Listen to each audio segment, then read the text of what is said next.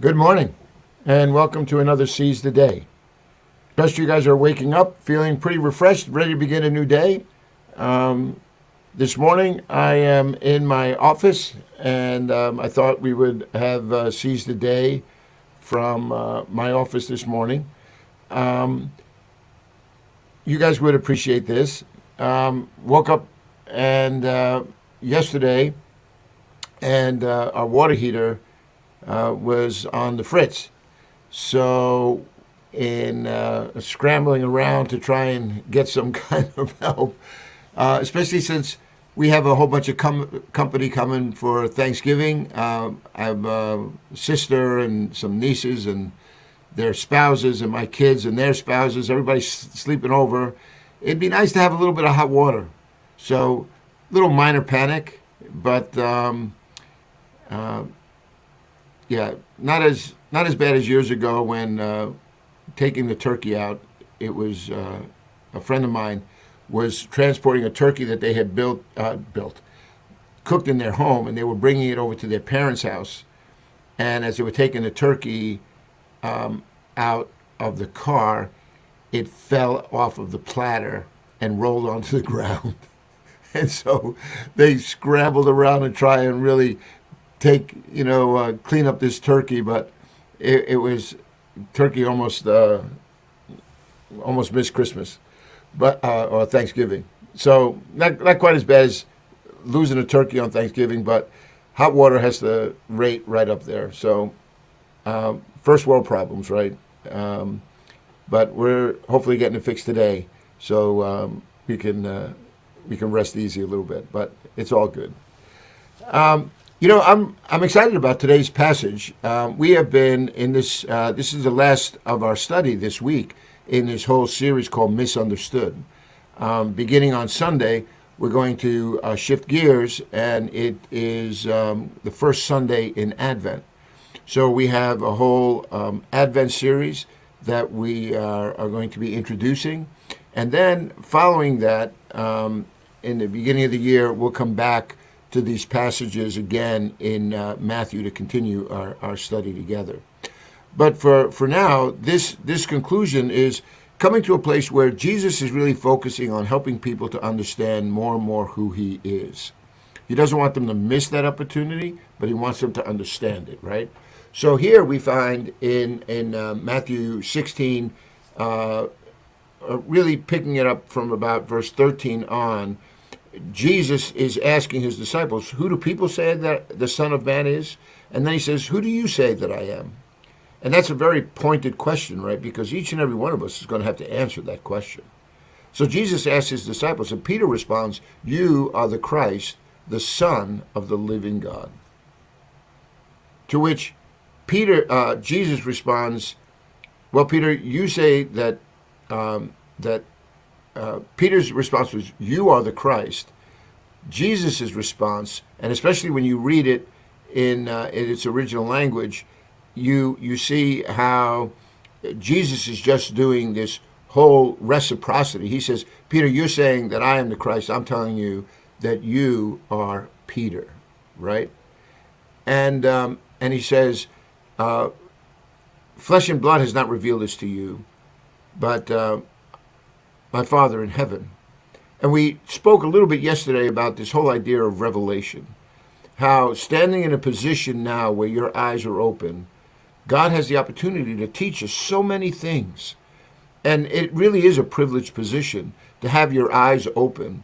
I pointed to one passage in 1 Corinthians chapter 1, verse 18, but it also spills over into the second chapter in Corinthians, where there's this famous verse, and maybe some of you have already heard it, where it says, eye has not seen, ear has not heard, neither has it entered into the mind of man all the things that God has prepared for those who love him.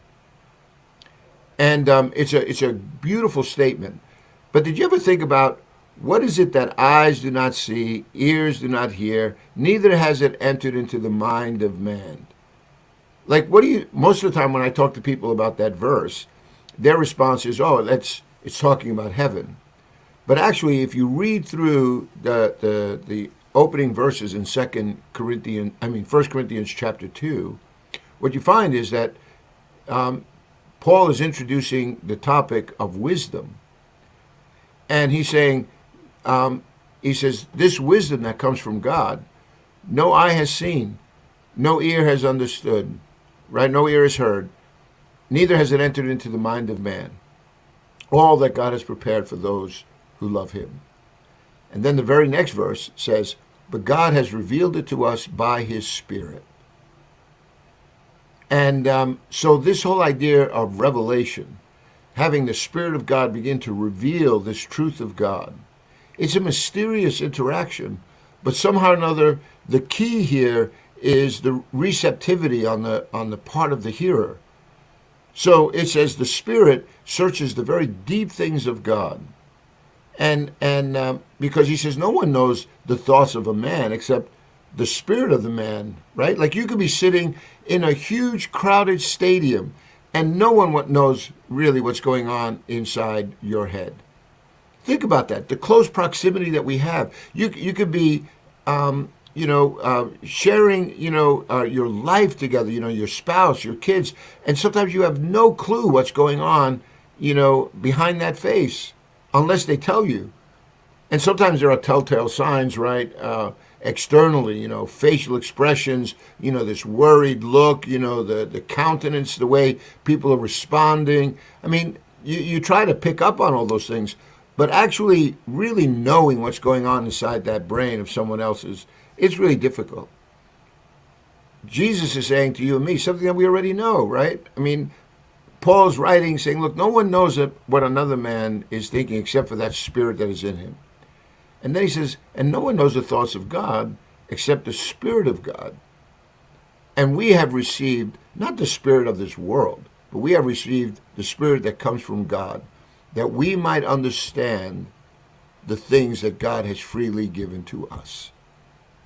So this Spirit is a spirit of revelation. It's a spirit of illumination. It is helping us to understand something about who God is. I love that text. And, you might go back and look at it again in 1 Corinthians chapter 2. But it is a spirit that God says places you in a position of privilege. You are going to know something now of the mind of God. Well, there's more to today's passage. And today's passage is going to be having us answer this question. Is Peter the rock upon which the church is built? And if he is, in what way? And so I'd like for you to go back now to this passage here in Matthew 16, and in particular verse 18. And I want you to just follow this along with me, right? There is in this passage as I said, Simon has declared that Jesus is the Messiah. And now Jesus responds by saying, you are Peter. And he is giving a title which implies a functional role. Though he hasn't spelled that out yet, he is going to spell it out in this verse here in verse 18. But Jesus gives him a title. And it's not unusual, right, for this to happen in the scriptures. I mean, think of Abram. God called Abram from Ur of the Chaldees, right? Abram means father, and then God changes his name to Abraham, right? Abraham, and in Hebrew, it means people, right? Peoples, nations. So it's saying that you will be the father of many nations. So God made this covenant promise with Abraham, and he changed his name from Abram to Abraham. And what about Jacob? Jacob's name meant deceiver and twister. And then God changed his name from Jacob to what? To Israel. And Israel meaning God sows, right? So God took this supplanter, this twister, Jacob, and turned him into Israel, the father of the 12 tribes and this nation of Israel. Keeping with this promise, right, that God made all the way back to Abraham. So it's not an unusual thing. We do the same thing with our kids. We give them names for keepsakes, for family members.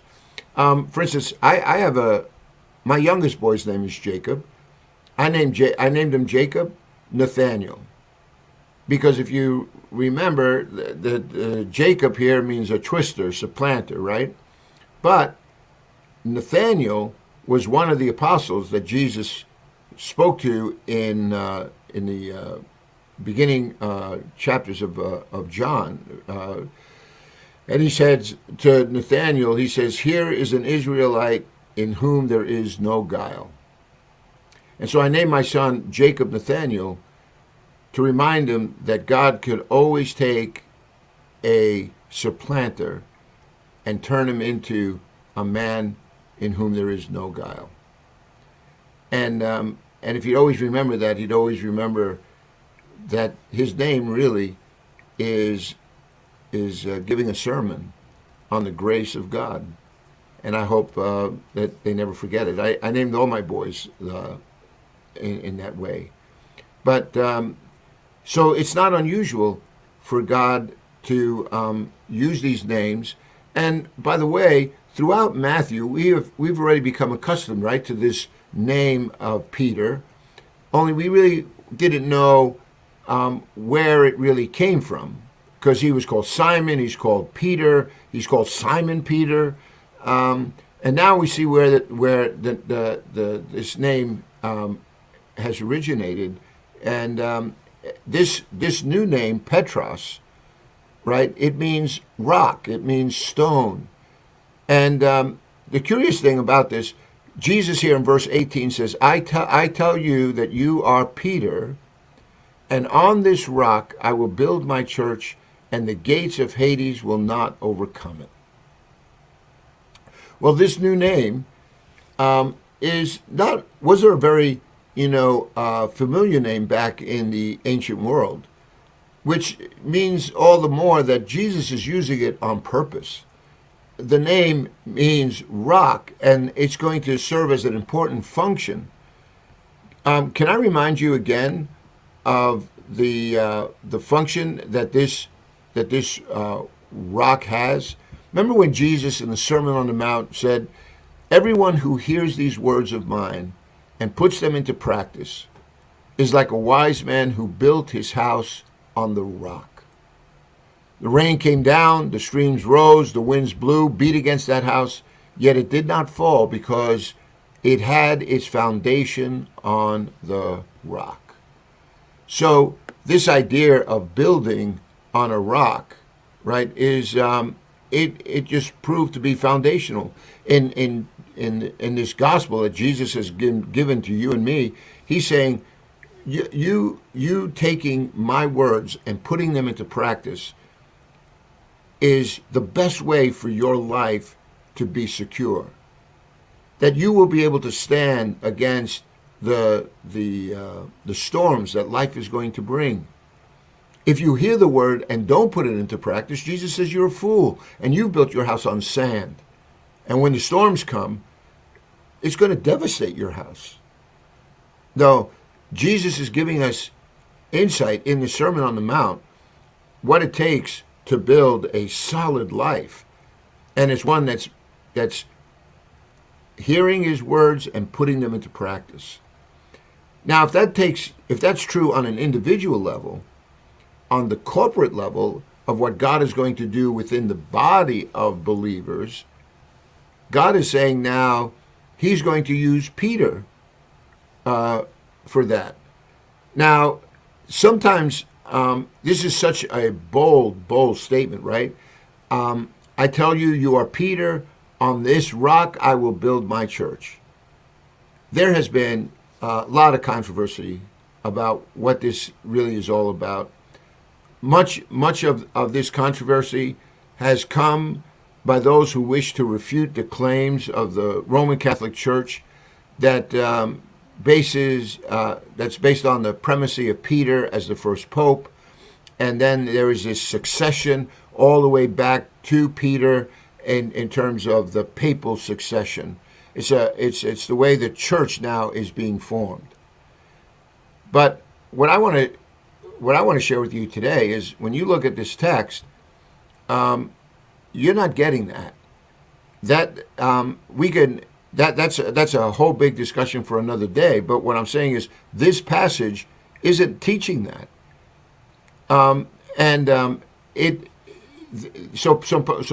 some people, in their response, trying to demonstrate that is not true, they have also misinterpreted these verses. So the Protestants, trying to react against this papal succession theory, they have also entered into an error by not really paying attention to what this verse is teaching. And so one of the things that people will say is, for instance, the word Peter, which is the word Petros, it's the masculine form, it's the masculine noun.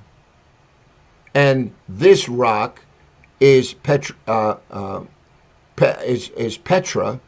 and that's a feminine noun.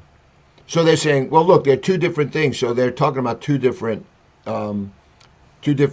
rocks, and they make a big deal out of the grammar. But if anybody's ever taken any language courses, you know that you conjugate.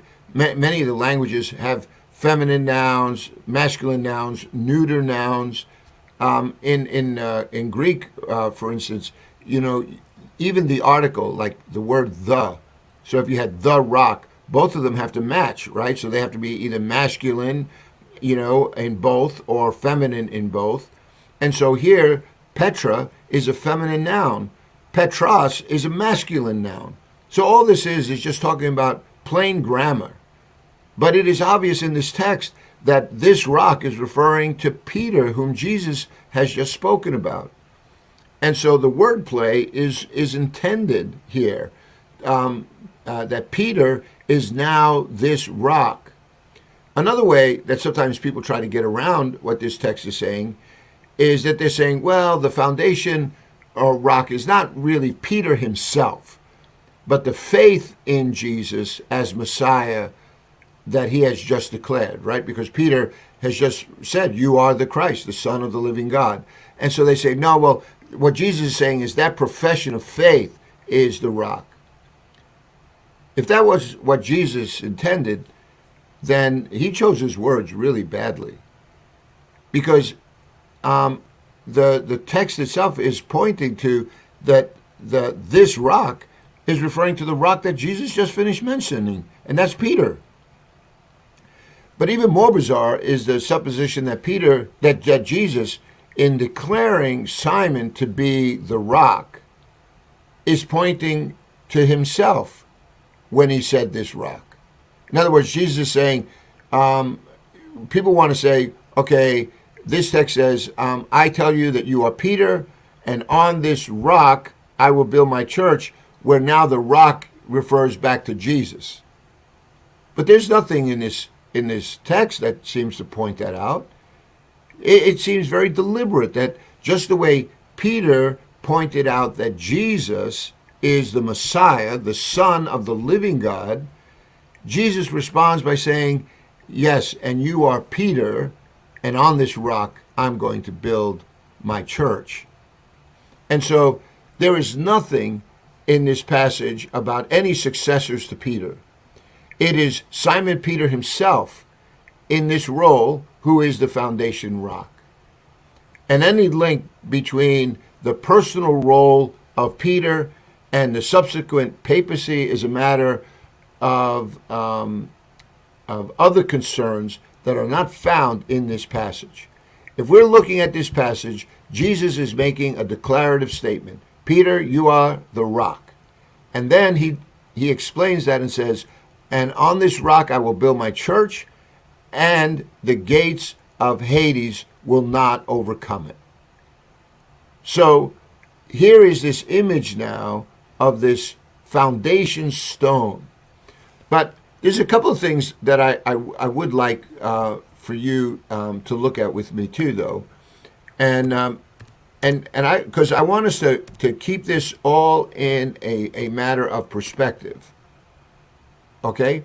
So if you look here in this passage, I just want you to turn with me to Matthew chapter 19. Okay? And if you look in Matthew chapter 19, I want you to look at verse 28. And I'll put this on the screen so that you can follow along with me. So here in Matthew 19:28, I want you to look at this text here. Here, Jesus is talking to a rich young ruler who comes to him. And the question is raised in verse 25 by the disciples, who could be saved? And Jesus says, with man this is impossible, with God all things are possible. And then Peter says, we have left everything to follow you. What then will there be for us? And notice what Jesus says here. It's kind of interesting given what we're talking about. He says, I tell you the truth, at the renewal of all things, when the Son of Man sits on his glorious throne, you who have followed me will also sit on 12 thrones, judging the 12 tribes of Israel. So why am I bringing this up? Do you realize that Peter is just one of those 12? All of those 12 are going to sit in seats of authority over this new community that Jesus is now forming. So it's not just Peter by himself. It's really all of these apostles. But Peter is definitely going to be, playing a pivotal role right now in what Jesus is, seeking to accomplish. So there is something now for us to come to an understanding that there is this role that Peter is going to play. So with this image of a foundation stone, I want you to look how there have been other places now in the scriptures that speak about the role of what this is going to look like. So look at 1 Peter chapter 2. In 1 Peter chapter 2, this is a great text. If you think that God said Jesus said to Peter, on this rock I'm going to build my church, right? On you, Peter, I'm going to build this church. Peter is playing a pivotal role now in the establishing of this church. But do you notice it says, I will build my church. So this isn't Peter's church. This isn't Peter the one who is going to define this church. It's not even Peter who's going to go out and be the prime mover in establishing this church. No, God's saying that I'm going to use you, Peter, as a foundational stone for what I'm going to build. But it's still Jesus' church, and Jesus is the prime mover. He says, I will build my church. So Jesus is the one who is defining that church. Jesus is the prime mover for that church. And it's never going to be Peter, and it's never going to be a particular, denominational or ecclesiastical, church. It's one church that God is building. One Lord, one faith, one baptism, one God and Father of us all. It's not a matter of me being Protestant or Catholic or Greek Orthodox or Reformed. No. It's one church. It's all being formed on who Jesus is. He says, I am building my church. But you need to remember, at this very foundational time in Israel's history, the Messiah is coming. That's Jesus. He's proclaiming the good news of this kingdom that has been foretold for centuries and centuries before. God speaking to the forefathers of Abraham, Isaac, Jacob, and then speaking to all of the prophets to the point where everyone was anticipating this coming of the Messiah, this Redeemer. Now that got twisted around so that this Messiah was being viewed more as an earthly, king. And Jesus says, no, my kingdom is not of this world. And what Jesus is establishing is something entirely different. And so Peter isn't defining all of that. He is just he's going to be a key player in how God is going to establish that. And if you have any doubt, then they just look here in 1 Peter chapter 2. In 1 Peter chapter 2, verse 4, listen to these words that come from Peter himself. He says, as you come to him, the living stone. And the reference here is to Jesus, right? So you're coming to the living stone, rejected by men, but chosen by God and precious to him. So he's speaking about Jesus in the rejection that he experienced in Jerusalem, the fact that he was crucified, dead, buried, but risen from the dead. This stone, this living stone, rejected by men, but chosen by God, precious to him. He says, you also, like living stones, are being built into a spiritual house, to be a holy priesthood, offering spiritual sacrifices acceptable to God through Jesus Christ. So do you see, this spiritual house that is being built is comprised of living stones. That's you and me. But there is this living stone that is really bringing it all together. Everything that we do is coming to God through our relationship with Jesus. And then notice what he goes on to say. And this, again, is fulfilling of Old Testament passages. This is a passage that's found in the book of Isaiah, for instance, when he says, see, I lay a stone in Zion, a chosen and precious cornerstone, and the one who trusts in him will never be put to shame. So who's the stone here? See, the stone is always the Messiah that's going to come. Now, to you who believe, this stone is precious, but to those who don't believe, the stone the builders rejected has become the capstone, and a stone that causes men to stumble, and a rock that makes them fall. Again, this rock, these are passages that are found in Psalms and in Isaiah chapter 8. But those two, they tell you that, okay, the stone, this Messiah, is this cornerstone. It's integral to the integrity of this building. There is no structure without it. But he says, at the same time, the stone could be a stumbling stone. It could be a stone that people reject, and it's to their own personal harm. And he says, and the reason why they stumble is because they disobey the message, which is also what they were destined for. But you are a chosen people, a royal priesthood, a holy nation, a people belonging to God. This is the phrase that God used to describe Israel when Moses came down from Mount Sinai with the law. God said that he was choosing them as a chosen people, a royal priesthood, a holy nation, a people belonging to him. And for what reason? But that you may declare the praises of him who called you out of darkness into his wonderful light. Because once you weren't a people, but now you are the people of God. Once you had not received mercy, now you have received mercy. See, one of the things that you need to see here, right, is that Peter is not looking at himself as being the capstone. No, he is just one who is a master builder, right? Who is building this, who has taken a key role. And we're going to look a little bit more about what that key role is. But make no mistake, the rock here is Peter. And God has plans for Peter. And we're going to take a little bit more of a closer look at that tomorrow. What this is saying is that God knows the end from the beginning. What he is doing is not helter-skelter. There is a plan and a purpose. And what Jesus is explaining to his apostles, those apostles are then going to explain that to the world of which you and I now, we're reading these books. We are engaging into this same spirit.